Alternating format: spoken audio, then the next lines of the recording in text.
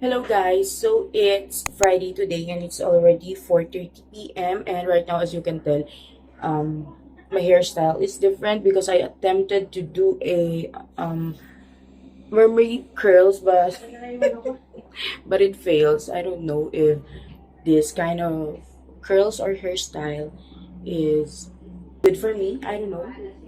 So, what do you think, guys? So, by the way, guys, I'm gonna be doing some grocery shopping with my husband later. So, I'm gonna be updating you maybe for a few hours. Right, guys. So, ayun. Andito kami ngayon sa labas ng ginagawang office namin. Dito sa office namin. And then, ayun. Pupunta kami ngayon ng grocery and iiwan na namin yung e-bike kasi papagawa namin to. Papagawa namin siya ng magandang trapal kasi luma na yung ginagamit namin. So, yeah. Okay guys, so nandito na kami sa grocery and inuna namin mga sabon.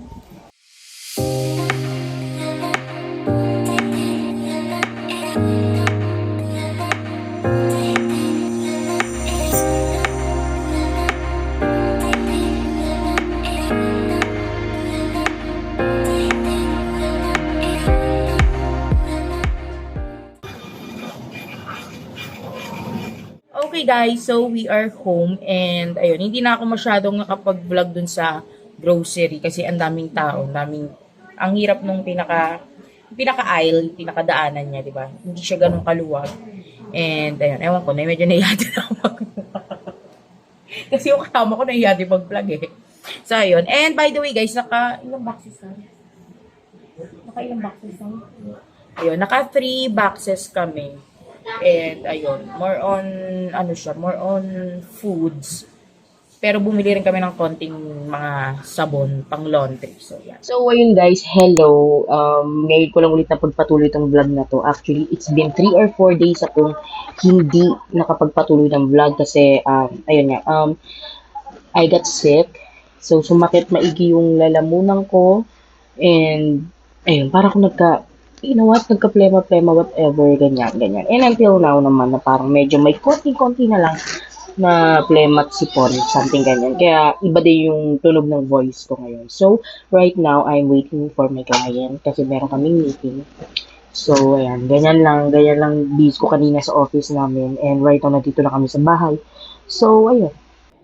So, guys, it's already 11 p.m. and I'm finished taking a bath earlier and then I did my skincare. So, ayun, tulog na yung mga anak ko. And actually, yung isa nagising. And hiniheda siya ngayon ng tatay niya, yung asawa ko. And ayun lang guys, maaga nagpahinga ang firstborn ko, andun siya. Ayun.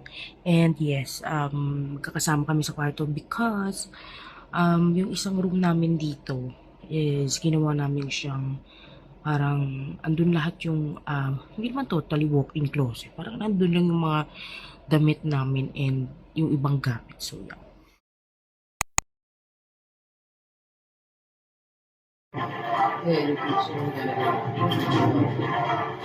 Okay guys, so nandito kami ngayon sa syudad. Ito yung itsura niya guys.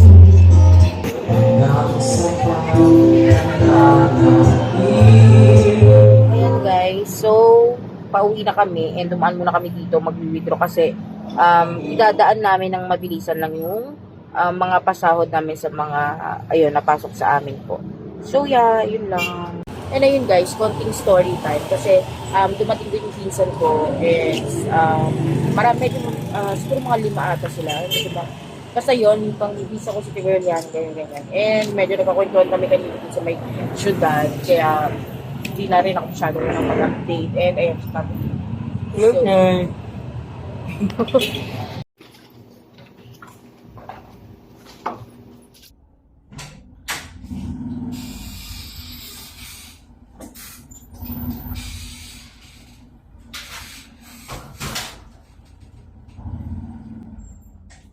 okay guys, so we are home and ayun nga. Duman pa kami sa South Star and Papa J ng bumili siya ng gamot niya. Diba? Nakakainis yan ka mo. Diba? Kaya ako lalong na mag-vlog kasi minsan ganyan siya. Diba? Imbis na kayo mabuhayan ka, ganahan ka, tsaka yung parang ma-motivate ka. Minsan niloloko-loko ako niyan eh. Nagigigil ako dyan. Alright guys, so ayan, umorder kami sa Ingos Cafe. So ayan siya. Actually, kakilala namin may-ari niya. And ayun, medyo, actually, bago-bago lang siya ditong cafe shop sa Cavite City.